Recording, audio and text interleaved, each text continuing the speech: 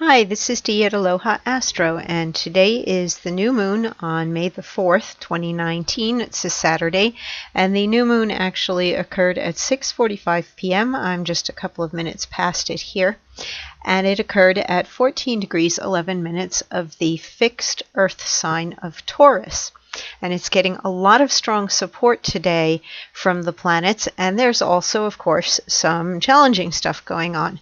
So I'm just going to read through the daily forecast that I wrote. And by the way, if you are interested in reading a daily forecast that I write, it's based on the transits of the planets in the heavens as I feel that they would have an effect on everybody or society as a whole, kind of like looking at the weather forecast.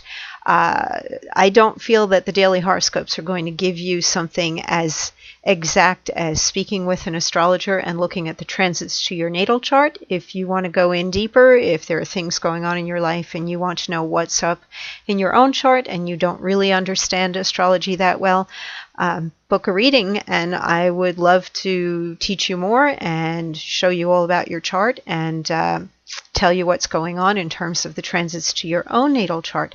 But in the meantime, this is more of a lunar and planetary transit forecast that I write every day.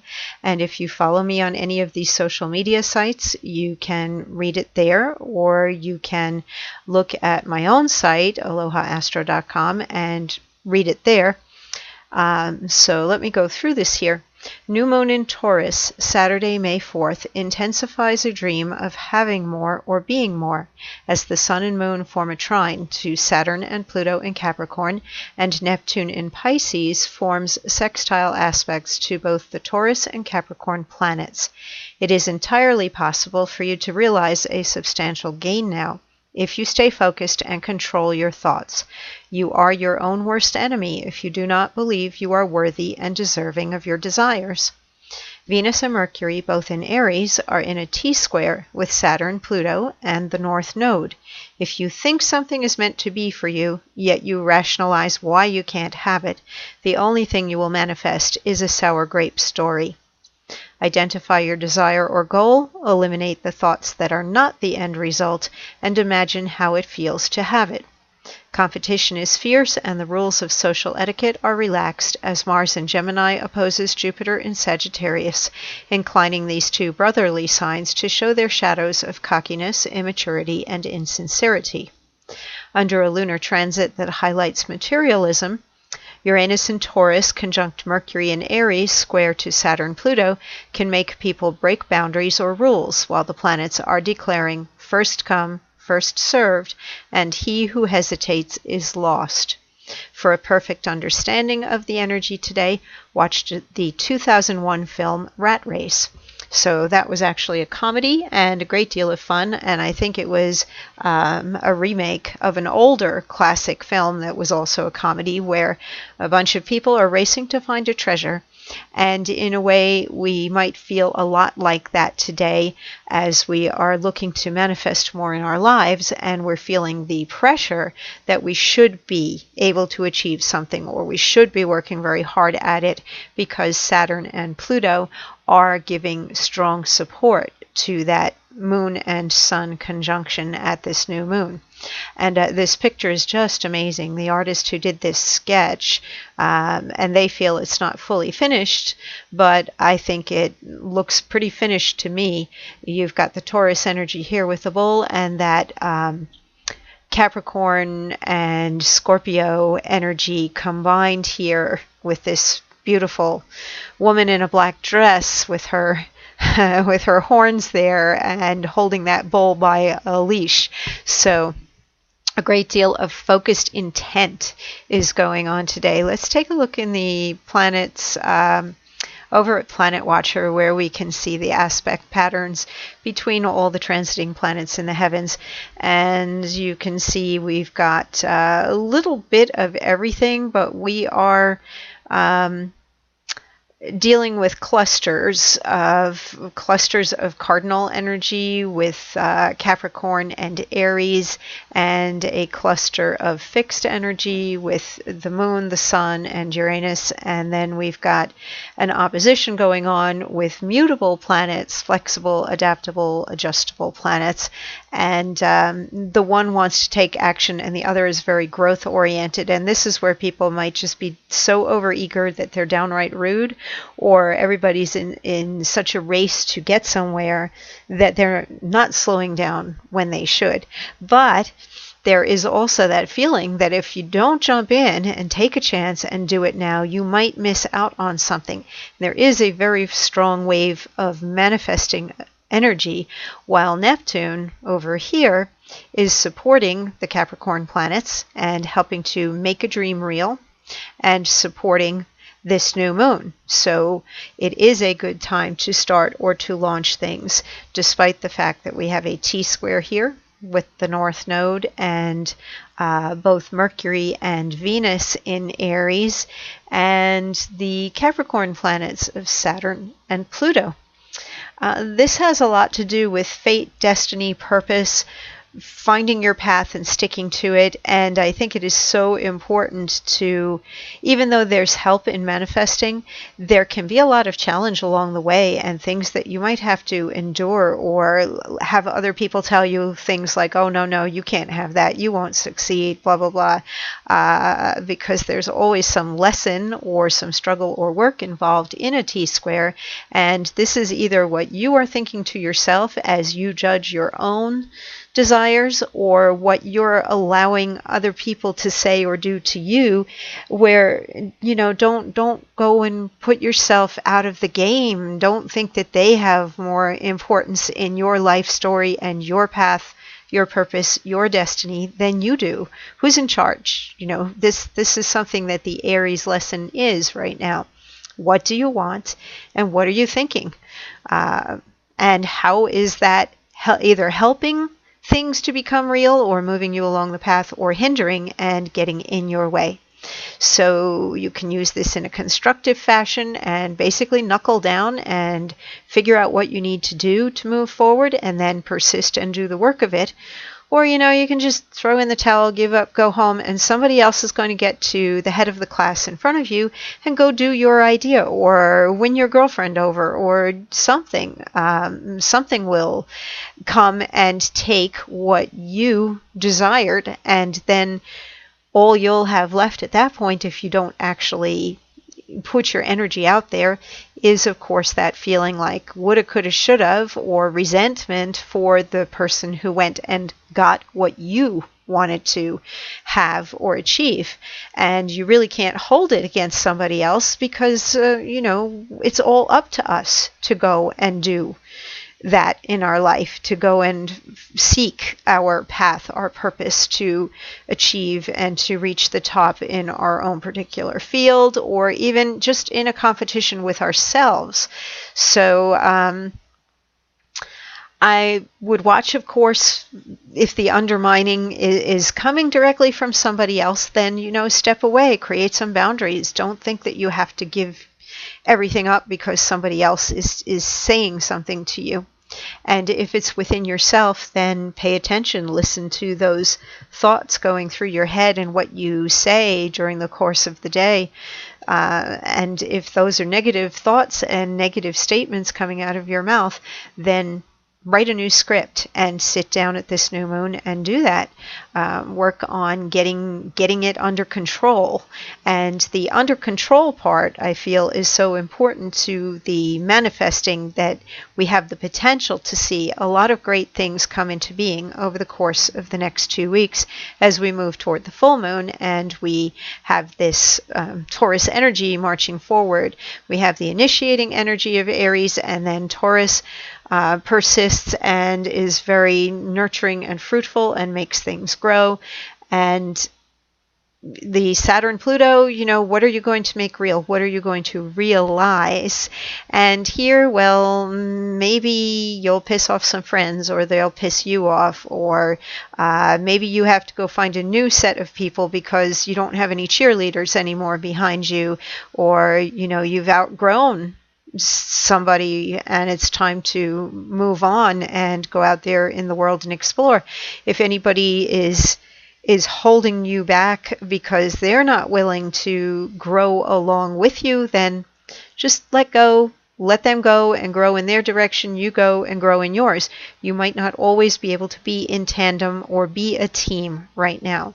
There's team energy in Sagittarius. There's tandem energy in Gemini. And here with this opposition and the square going on to Neptune from both Jupiter and Mars, there may be some disappointments, or somebody lets you down, or maybe you let somebody down. If you catch yourself doing that and you feel bad about it, then apologize.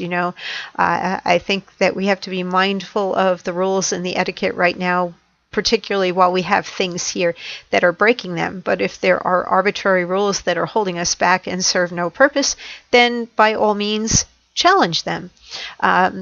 So it's kind of like trying to figure out the middle way, which is, very Buddha-like. And the Taurus season always brings that into mind. I believe that, isn't Wesak the celebration of Buddha's birthday in May? But in any case, I may be right or I may be wrong about that. Pay attention, be mindful, stick to going after the things that you want. Be polite to other people, even if you have to let people go, or if you have to reprimand others or be critical of others. If it's your job to be critical, then be polite about it. And usually the changes that are coming about at this time are going to be for the better, even if there's awkwardness or discomfort as a result of change. And we can't avoid change in life. It comes about. We can definitely moderate the change and make a difference in how things change. And we do have a conjunction of Uranus and Mercury in Aries Taurus here, and they do make a trine to Jupiter, so that supports growth, and they make a sextile to Mars. So even though we have this opposition, there's the outlet, there's the release valve, where there is a way to handle or moderate the opposing energy of those two planets. And I would say it's being willing to move forward and be self-aware and responsible during changes.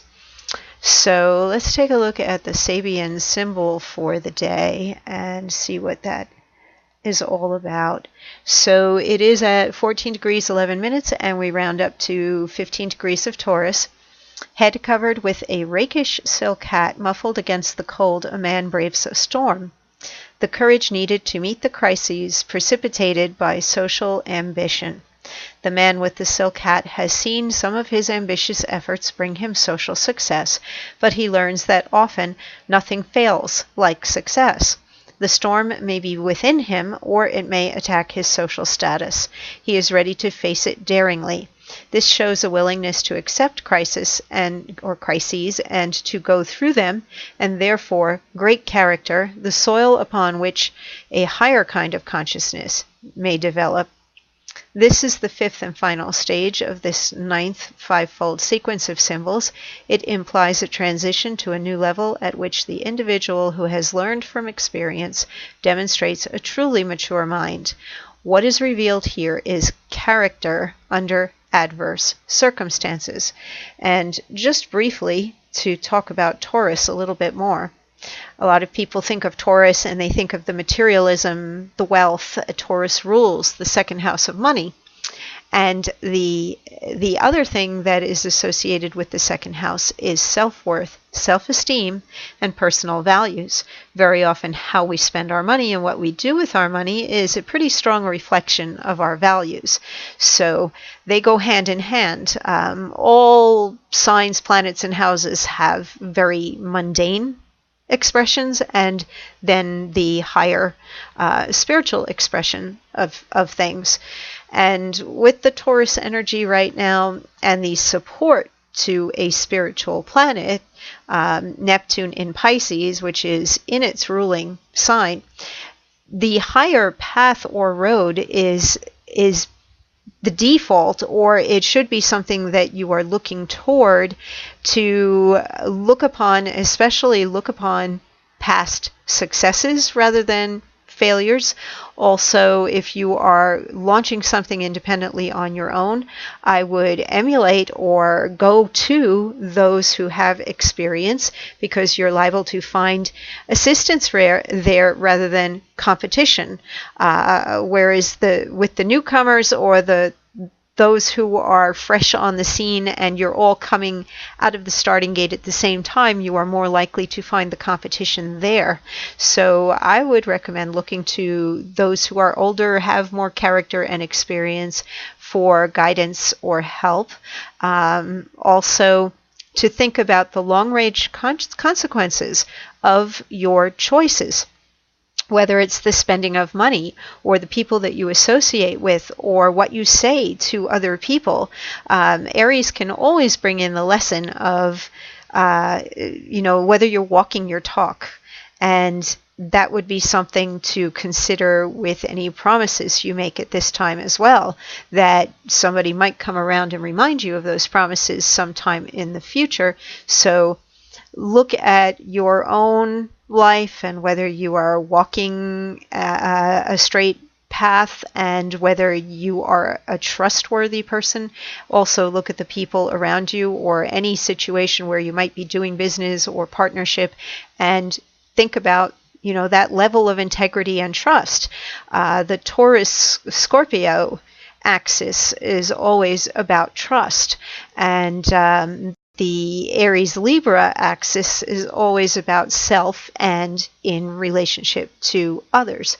So your own integrity and trustworthiness, your values.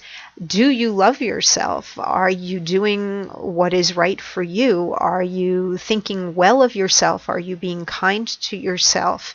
If others are not treating you well, perhaps you should look at how you're treating yourself to see if there's some lesson in that.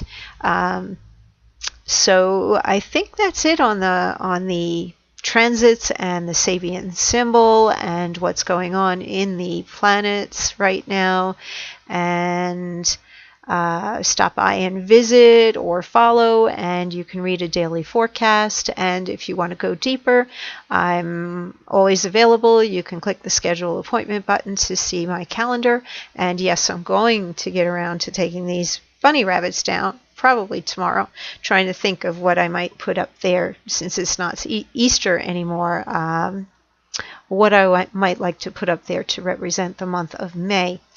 But anyway, be safe and enjoy this new moon, and I will talk to you soon.